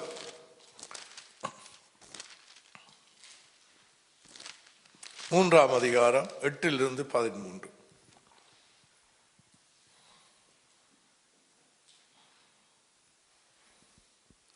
பிரியமானவர்களே, கர்த்தருக்கு ஒரு நாள் 1000 வருஷம் போலவும் 1000 வருஷம் ஒரு நாள் போலவும் இருக்கிறதென்ற இந்த ஒரு காரியத்தை நீங்கள் அறியாதிருக்க வேண்டும். அல்லேலூயா. பாத்தீங்களா எவ்வளவு ஆணித்தரமா, எவ்வளவு ஃபேஸ்டா சொல்லுகிறார். You must know this secret. இதுதான் எங்களுக்கு தெரிய வேண்டிய ஒரு பெரிய ரகசியம் என்றே நீங்கள் அறியாதிருக்க வேண்டாம். இன்றைக்கு பிசாசு இதைகளை மறைக்கிறான். விஞ்ஞானம் என்ற ஒரு போர்வையிலே மறைக்கிறான், தொழில்நுட்பம் என்ற போர்வையிலே மறைக்கிறான், மனித ஞானம் என்ற போர்வையிலே என்ன செய்கிறான்? இந்த வார்த்தைகளையும் இனிமேல் இந்த தேவனுடைய உண்மையான இந்த வார்த்தைகள் எல்லாவற்றையும் நடப்பிக்க போகிற இந்த தேவனுடைய வார்த்தை பொய் என்று கிறிஸ்தவர்களே நாங்கள் ஒரு இருளுக்குள்ளே இருக்கும்படி என்ன செய்கிறான்? பிசாசு எல்லாவற்றை கண்களை மறைக்கிறான். கள்ள தீர்க்கதரிசிகளும் எழும்பி, கள்ள போதகர்கள் எழும்பி வேதத்தை புரட்டி இன்றைக்கு அநேகரை குழப்பி கொண்டிருக்கிறார்கள். அல்லேலூயா. அதனால் தான் இவர் சொல்ற, பிரியமானவர்களே, என்னுடைய அன்பா பிரியமானவர்களே, ஆண்டவர் எவ்வளவு அன்பா சொல்லுகிறார் பாருங்க பேதுருக்குள்ளாக. என் பிரியமானவர்களே, தாமதிக்கிறார் என்று சிலர் எண்ணுகிறபடி கர்த்தர் தமது வாக்குத்தத்தத்தை குறித்து தாமதமாயிராமல் ஒருவரும் கெட்டு போகாமல் எல்லாரும் மனம் திரும்ப வேண்டும் என்று விரும்பி நம்மேல் நீடிய பொறுமை உள்ளவராய் இருக்கிறார். இதுதான் அவருடைய காலம். அல்லேலூயா. இந்த காலம் இல்லை, இந்த கிரகோரி கலண்டர் அல்ல. ஆரம்பத்திலே வெளிச்சம் உருவானதிலிருந்து அவருடைய கலண்டர் ஓட துவங்கிட்டது, அவருடைய நேரம் ஓட தொடங்கி விட்டது. ஒரு நாள் ஆகிட்டது. அவர் வருவார். அவர் எப்ப வருவார் அது எங்களுக்கு தெரியாது. இயேசுவே சொல்லுகிறார், பிதா தவிர எனக்கே தெரியாது, குமாரன் அதை அறியான் என்று. இன்றைக்கு அநேக சொல்லுகிறார், இந்த வாரம் இந்த வந்துட்டு அதுக்குள்ள வந்துட்டு போட்டார், முத்திரை உடைஞ்சிட்டது, நீங்கெல்லாம் கைவிடப்பட்டீங்கள் என்று சொல்லியும் இனி பிரசங்கிப்பார்கள். தொடர்ந்து வாசிங்க. கர்த்தருடைய நாள் இரவிலே திருடன் வருகிற விதமாய் வரும். அப்பொழுது வானங்கள் மடமட என்று அகன்று போம். பாத்தீங்களா? வானங்கள் என்னவா? மடமட. இதைத்தான் வெளிப்படுத்தின விசேஷ ஆண்டவர் அழகாக சொல்லிக்கிறார். இந்த புதிய வானமும் புதிய பூமி உண்டாகும். புதிய வானம் புதிய பூமி உண்டாவது என்றால் இந்த பழைய வானம் இந்த பழைய காரியங்கள் ஒளிந்து போக வேண்டும். எங்களுடைய வாழ்க்கையிலும் இப்படித்தான். கிறிஸ்தவத்திலும் அப்படித்தான். தேவன் வருகிற பொழுது எங்கள் பழசு எல்லாம் ஒளிந்து போக வேண்டும், எல்லாம் புதிதாக வேண்டும். பழசை தூக்கி கையில வச்சு கொண்டிருக்க கூடாது. முந்தினவைகளை நினைக்க வேண்டாம், பூர்வமானவைகளை சிந்திக்க வேண்டாம். எத்தனை பேர் விசுவாசிக்கிறீங்க? நான் விசுவாசிக்கிறேன். நான் எழுந்தவுடனே ஆண்டவர்கிட்ட சொல்றது, நேற்று நடந்த எல்லாம் முடிஞ்சது ஆண்டவர். நேற்று என்பது அது history. You can get it back. இன்றைக்கு என்றதுதான் உண்மை, நாளை என்றது ஐ டோன்ட் நோ. காலையிலே நான் கண் விழிக்கிற பொழுது உயிரோடு இருந்தால் நாளைய காரியத்தை பார்ப்போம். அதனால தான் ஆண்டவர் சொன்ன அதினதின் பாடு அன்றன்றைக்கு போதும். இப்படி கிறிஸ்தவர்கள் நீங்க வாழ்ந்தீர்கள்னா எப்பொழுதும் சந்தோஷமாய் மன மகிழ்ச்சியா இருக்கலாம். தேவன் சொன்னதை செய்ய வேண்டும், அதை நிறைவேற்ற வேண்டும், அதை கடைபிடிக்க வேண்டும், அதை அபியாசப்படுத்த வேண்டும். அல்லேலூயா. ஆகவே ஆதி என்ன வாசினீங்கம்மா? தொடர்ந்து வாசிங்க. கர்த்தருடைய நாள். பூதங்கள் வெந்து உருகி, பூதங்கள் ஐம்பூதங்கள், பிருதிவி, அப்பு, தேயு, வாயு, ஆகாயம் சொல்லுவார்கள் சமஸ்கிருதத்திலே. என்ன பூதங்கள்னு சொன்னா, பூதம் அந்த பிட்டியோ பூதம் கொம்பு எல்லாம் வச்சு இப்படி வர்ற பூதம் அழிந்து போகும்ன்றதை தேவன் சொல்லி. பூதம் என்றால் ஆகாயம், நீர், நிலம், காற்று, நெருப்பு. இந்த ஐந்து பூதங்களினால் தான் பூமி உருவாக்கப்பட்டிருக்கிறது. எங்களுக்குள்ளேயும் இந்த ஐந்தும் இருக்கிறது. நீர் இருக்கு, நெருப்பு இருக்குது, காற்று இருக்குது, சுவாசிக்கிறோம், என்ன தண்ணி எல்லாம் அதுக்குள்ள வைத்து தான் ஆண்டவர் படைத்திருக்கிறார். இந்த ஐந்து பூதங்களும் ஆண்டவர்கள் அழகா சொல்லுகிறார் பாருங்க, ஒளிந்து போகும். விளங்குதான் நிஷான்? அல்லேலூயா. நிஷான் நல்ல வடிவா கேட்டு இருக்கார். 50 பக்கம் ஆண்டவர் உங்களை ஆசீர்வதிப்பார் தம்பி. பூதங்கள் வெந்து உருகிப்போம், பூமியும் அதிலுள்ள கிரியைகளும் எரிந்து அழிந்து போகும். பூமி என்னத்துக்கு? அக்கினி கிரியாக வைக்கப்பட்டிருக்கிறது. இன்னைக்கு விஞ்ஞானிகள் சொல்லுகிறார்கள் இந்த பூமி எரிந்துதான் ஒரு நாளைக்கு இல்லாம போகும். இன்னைக்கு பாருங்க தமிழ்நாட்டில், ஏசியாவில், ஈஸ்ட் ஏசியாவில் பாருங்க, இன்றைக்குமே இவர்கள் அளக்க வெளிக்கிட்டது 180 160 வருஷத்துக்கு முதல் தான். ஆனா இன்றைக்கு சொல்லுகிறார்கள் 1000 வருஷத்துக்கு இல்லாத வெப்பம் வருகிறது. அல்லேலூயா. தேவன் பூமி என்னத்துக்கு வைக்கப்பட்டிருக்கிறது? ஒரு அணுகுண்டு போட்டா சரி.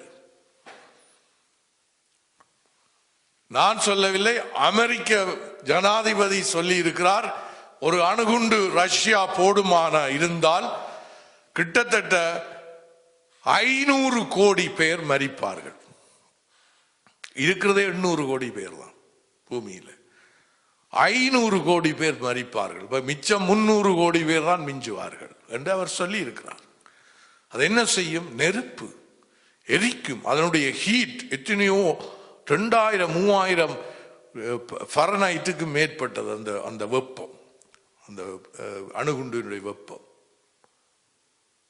அல்லேலூயா. ஆவே அதை எங்களுடைய வேதாகவும் கர்த்தர் எங்களுக்கு அதை எல்லாவற்றையும் பல 1000 வருடங்களுக்கு முன் சொல்லி வைத்துக்கிறார். அல்லேலூயான்னு சொல்லி கர்த்தருக்கு மகிமையை செலுத்து. அல்லேலூயா. ஆவே அடுத்த வாசிங்க. இப்படி இருக்க, இப்படி இவைகளெல்லாம் அழிந்து போகிறதா இருக்கிறபடியால் நீங்கள் எப்படிப்பட்ட பரிசுத்த நடக்கையும் தேவ பக்தியும் உள்ளவர்களாய் இருக்க வேண்டும். முடிஞ்சு. நாங்க செய்ய வேண்டிய ஒன்றே ஒன்றுதான். அங்க பூகம்பம், இஞ்ச சூரிய கிரகணம், இஞ்ச சந்திர கிரகணம், இதுகளை எல்லாம் விட்டுட்டு பிசாசு வஞ்சிக்கிற காரியங்கள், ஏமாற்றுகிற பிரசங்கங்கள், இவை அதுக்காண்டி நல்ல பிரசங்கங்களும் உண்டு. நல்ல படித்தவர்கள் நல்ல அதுகளை தேடி ஆராய்ந்து நீங்கள் பார்க்க வேண்டும். அல்லேலூயா. அதை விட்டு நாங்கள் செய்ய வேண்டிய ஒன்றே ஒன்றுதான். 5 பேர் நாங்கள் இருந்தாலும், எத்தனை பேர் இருந்தால் தேவன் வருவார்? எத்தனை பேர் இருந்தார்? 2 அல்லது 3 விளங்குதா? கத்த சொல்லல 3000 பேர் இருந்தா, 2000 பேர் இருந்தா, பெரிய சபையா இருந்தா, எல்லாரும் பென்ஸ் கார் வச்சிருந்தா, எல்லாரும் வீடு வாசல், நோ, கர்த்தர் அப்படி சொல்லவில்லை. கர்த்தர் சொன்னார், எங்கு 2 3 என் நாமத்தில் கூடியிருக்கிறார்களோ அங்கே அவர்கள் நடுவிலே நான் இருக்கிறேன். He is already here. அவை வாசிங்க. அப்ப அவர் நாங்க செய்ய வேண்டியது, நீங்கள் எப்படிப்பட்ட பரிசுத்த நடக்கையும் தேவ பக்தியும் உள்ளவர்களாய் இருக்க வேண்டும். அப்பதான் நாங்க வருகையின் பொழுது இந்த புதிய வானத்தை புதிய பூமியை நாங்கள் காணும்படி எடுத்துக்கொள்ளப்படுவோம். இல்லாவிட்டால் கைவிடப்படுவோமானால் உபத்திரவ காலம், மகா உபத்திரவ காலத்திலே இரத்த சாட்சியாய் மரித்தால் நாங்கள் பரலோகம் போகலாம், இல்லாவிட்டால் நரகம்தான்.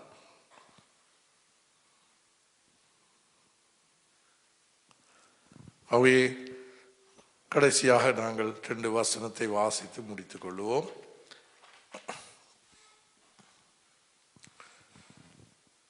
கொரிந்தியர் 4வது அதிகாரம் 6-7 வசனத்தை வாசி.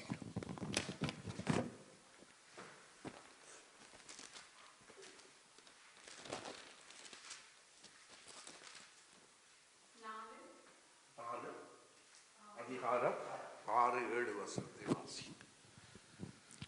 இருளில் இருந்து வெளிச்சத்தை பிரகாசிக்க சொன்ன தேவன் இயேசு கிறிஸ்துவின் முகத்தில் உள்ள தமது மகிமையின் அறிவாகிய ஒளியை தோன்ற பண்ணும் பொருட்டாக எங்கள் இருதயங்களிலே பிரகாசித்தார். ஆமென்.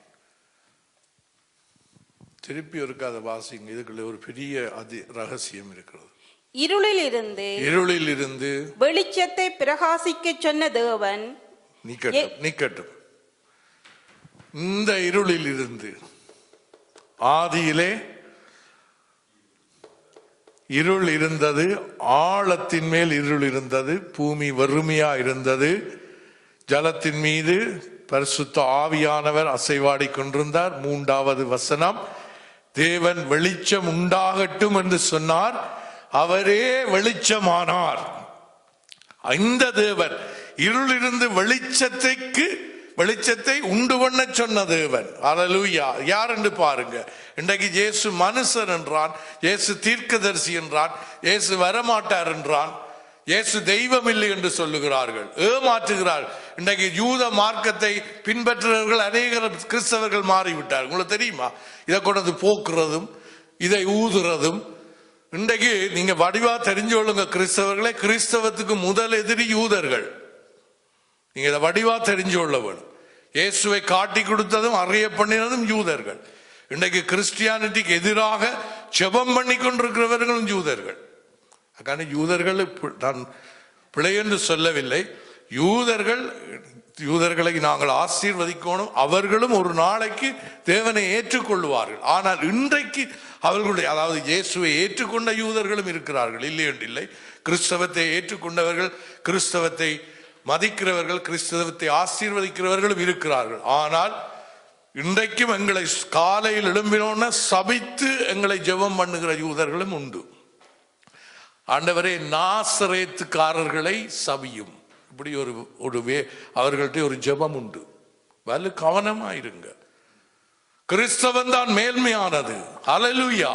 இயேசு எங்களுக்காக வானத்திலிருந்து இறங்கி வந்தார்.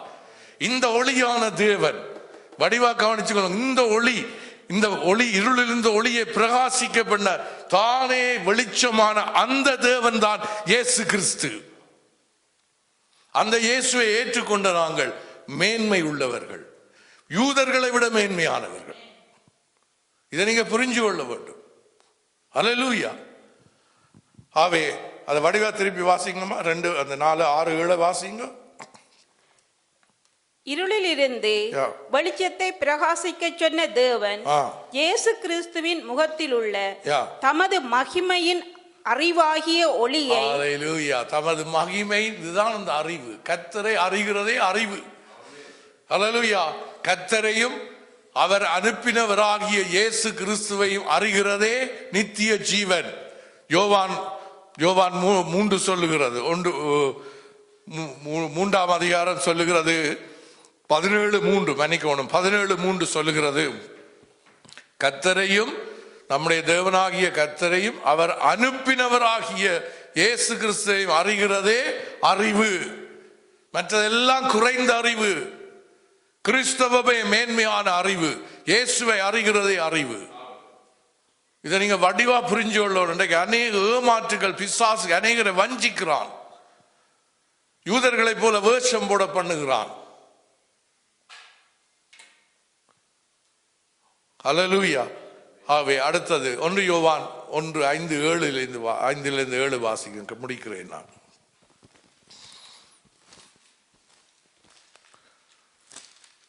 அவர் ஒளியிலே இருக்கிறது போல் தாமும் ஒளியிலே நடந்தால் ஒருவரோடு ஒருவர் ஐக்கியப்பட்டிருப்போம்.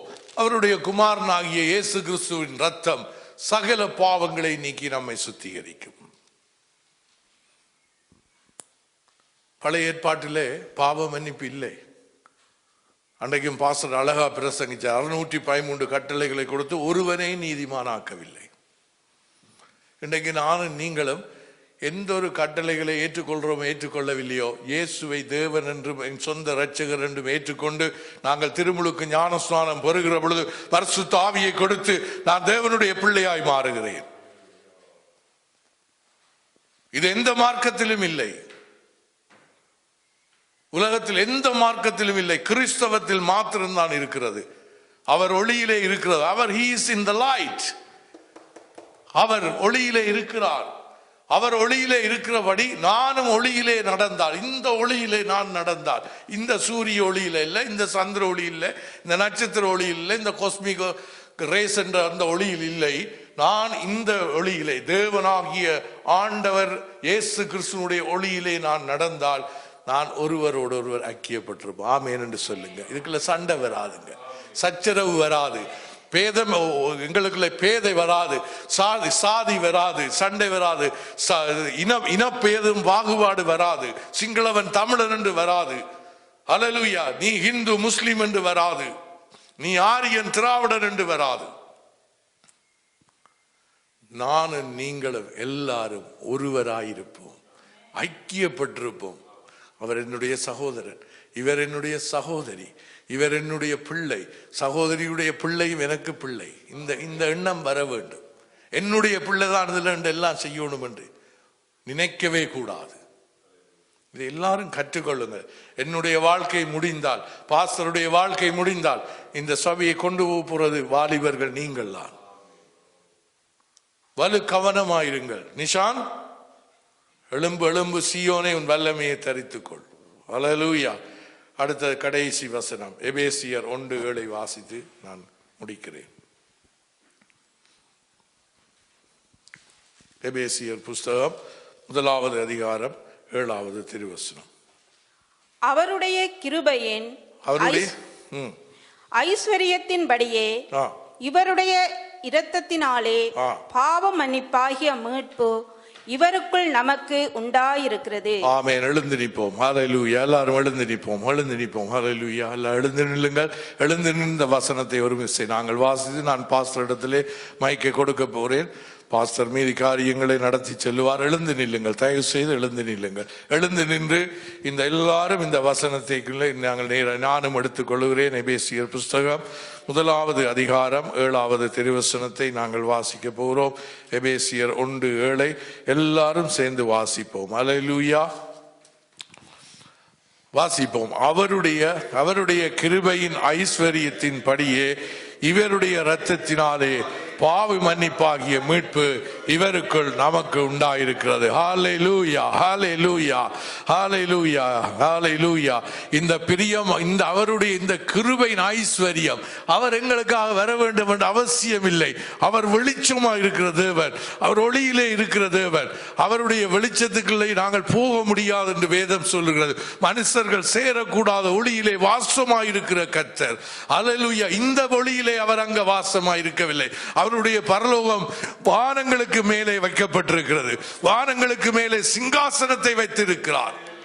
அவர் ஒருவரும் சேரக்கூடாத ஒளியில இருக்கிறது. ஆனாலும் அவருடைய கிருபையின் ஐஸ்வரியம், அவருடைய அந்த richness of kindness, hallelujah, the richness, அவர் பயங்கர கிருபை உள்ள தேவன். ஆண்டபடியினாலே எனக்காக உங்களுக்காக வானத்திலிருந்து இறங்கி அவராலே அவருக்குள்ளே பாவ மன்னிப்பின் நிச்சயம் அவருடைய இரத்தத்தினாலே உண்டாயிருக்கிறார்.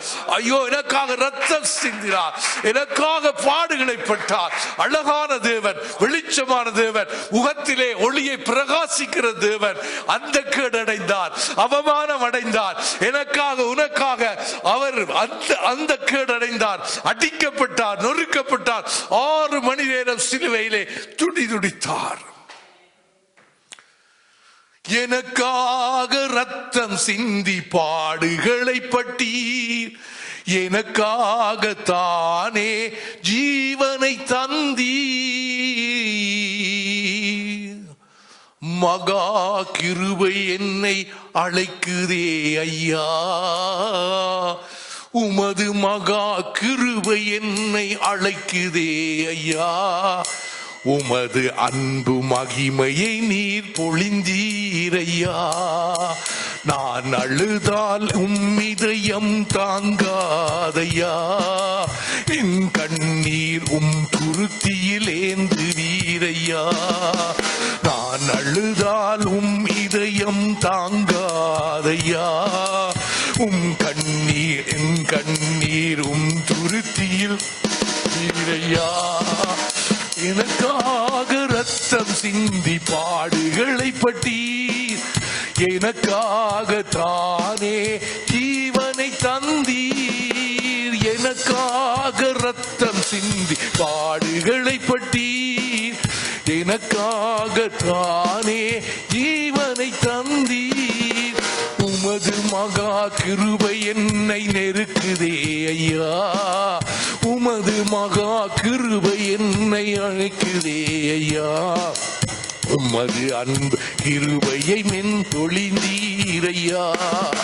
நான் அழுதாலும் இதயம் தாங்காதையா, கிருபை என் மீது பொழிந்தீரையா. கேட்டவங்கள் அனைவரையும் கர்த்தர் ஆசீர்வதிப்பாராக. பாஸ்டர் வாங்க.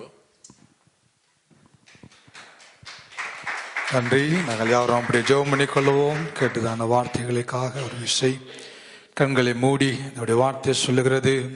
எங்களை பார்த்து ஆண்டவர் சொன்னார், நீங்கள் உலகத்துக்கு வெளிச்சமாயிருக்கிறீர்கள். ஆகவே ஒளிமயமான அந்த தேவனுடைய சாயலை நாம் அணிந்து கொள்ளுகிற பொழுது நாங்கள் வெளிச்சமுள்ள பிள்ளைகளாய், வெளிச்சத்தின் பிள்ளைகளாய் நாங்கள் வாழுகிறோம் என்று கர்த்தர் நம்மை குறித்து சொல்லியிருக்கிறார். ஆகவே இந்த நல்ல நாளிலும் எங்களுடைய வாழ்க்கையில் ஒரு விஷயம் ஆராய்ந்து பார்த்து, இந்த உபவாச நாளிலே எங்கள் வாழ்க்கையை நாம் ஒரு விஷயம் திரும்பி பார்த்து, இருள் போன்ற காரியங்கள், இருள் போன்ற சுபாவங்கள், இருள் போன்ற தேவையில்லாத எண்ணங்கள், தேவையில்லாத சுபாவங்கள், தேவையில்லாத காரியங்கள் எங்கள் வாழ்க்கையில இருக்குமானால், ஆண்டவரே ஒளிமயமான உம்மிடத்திலிருந்து வருகின்ற அந்த வெளிச்சம் எங்கள் வாழ்க்கையை மாற்றட்டும். ஆண்டவரே ஒளி தலை சாய்க்கும் கல் நீரையா, மூளை கல் நீரையா, நான் நம்பி தலை சாய்க்கும் கல் நீரையா, மூளை கல் நீரையா.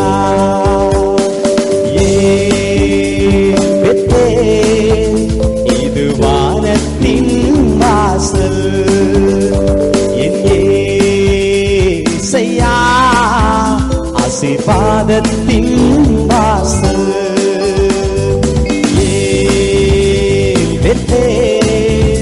இது வானத்தின் வாசல், என் ஏசையா ஆசீர்வாதத்தின் வாசல்.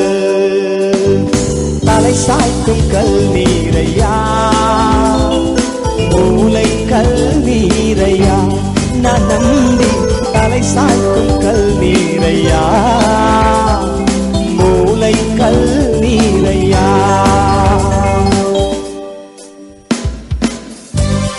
ஆண்டவர் யாக்கோபை பார்த்து சொல்கிறார், நீ மேற்கேயும் கிழக்கேயும் வடக்கேயும் தெற்கேயும் பறந்து வா என்று சொல்லி, பூமியின் தூளை போல உன் சந்ததி பெருகும் என்று சொல்லி வாக்குத்தத்தம் பண்ணின கர்த்தர்.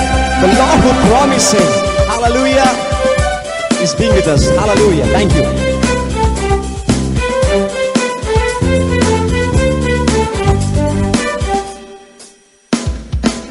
மேற்கு கிழக்கு வடக்கு தெற்கு பறந்து வா என்றீரே,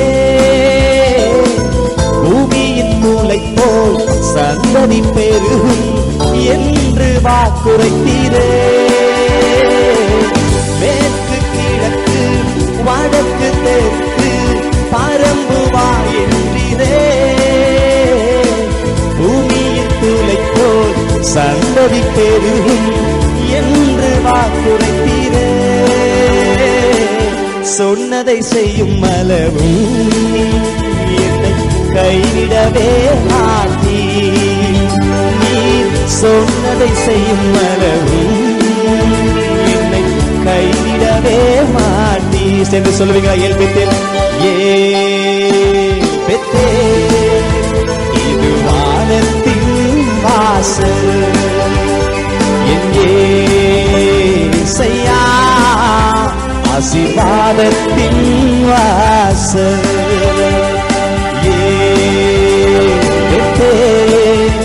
இது வானத்தின் வாசல், என் ஏசையா ஆசீர்வாதத்தின் வாசல்.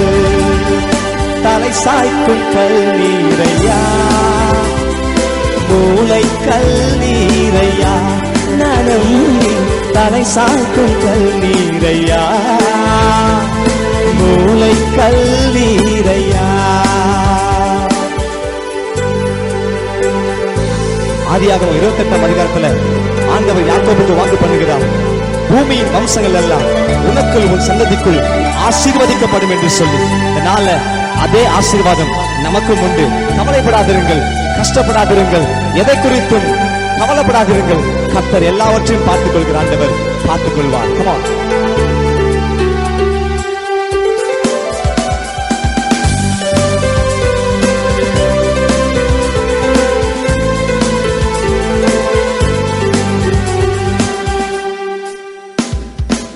பூமியின் வம்சங்கள் உனக்குள் உன் சந்ததிக்குள் ஆசீர்வாதிக்கப்படும் என்று ஆசீர்வாத வாய்க்காலாக என்னை மாற்றினீரே.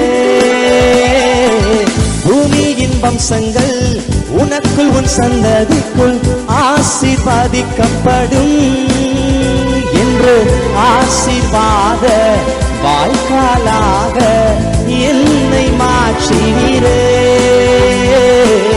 சொன்னதை செய்யும் அளவும் என்னை கைவிடவே மாட்டீ.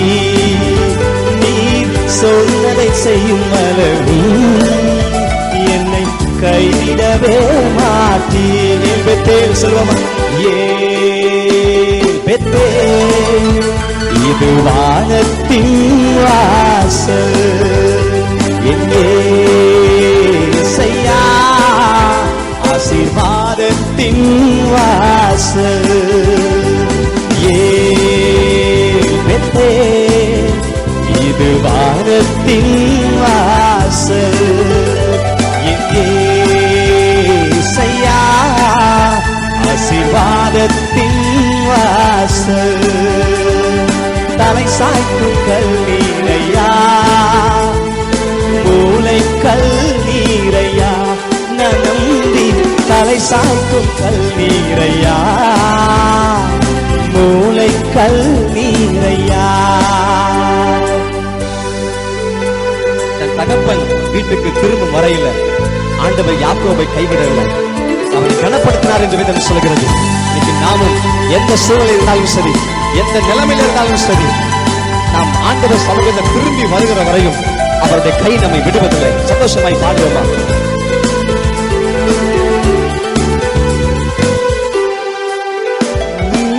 செல்லும் இடமெல்லாம் உன்னோட இருந்து உன்னை கனப்படுத்துவே. தகப்பன் தேசத்துக்கு திரும்பும் வரையில் உன்னை காப்பாற்றுவே. செல்லும் இடமெல்லாம் உன்னோடு இருந்து உன்னை கனப்படுத்துவே.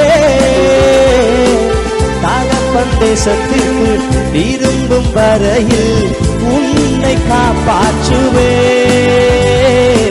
சொன்னதை செய்யும் அளவும் உன்னை கைவிடவே மாட்டீ. நீ சொன்னதை செய்யும் அளவும் என்னை கைவிடவே மாட்டீ. Come on, join together and say it with him. ஏன் பெத்தேல், இது வானத்தின் வாசல், என் ஏசையா ஆசீர்வாதத்தின் வாசல்.